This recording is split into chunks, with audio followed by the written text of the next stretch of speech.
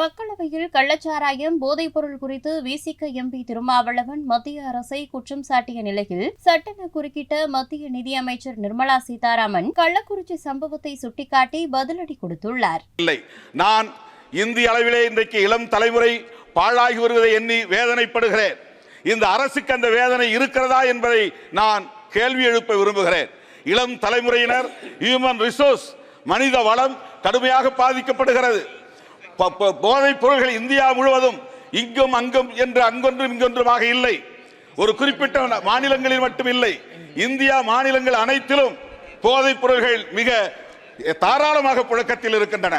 கள்ளச்சாராயம் காய்ச்சப்படுகிறது. 4 மாநிலங்களை தவிர எல்லா மாநிலங்களிலும் அரசு மதுபானங்களை விற்பனை செய்கிறது. இது நாட்டுக்கு செய்கிற மிகப்பெரிய துரோகம், இளம் தலைமுறைக்கு செய்கிற துரோகம், மனித வளத்தை சிதைக்கிற ஒரு நடவடிக்கை.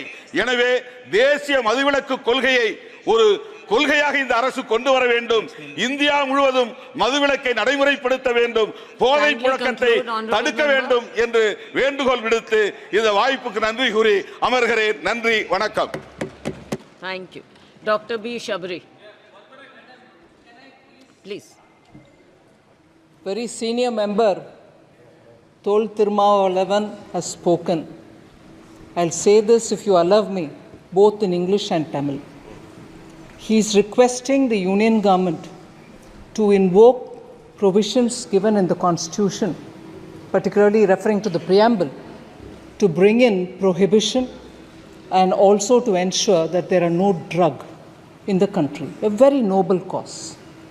I really appreciate the point he's raised there. But the party with which he's in alliance in Tamil Nadu, which is in government there, saw 56 people die due to illegal liquor. He should first preach there. He should first preach there. He should first talk there.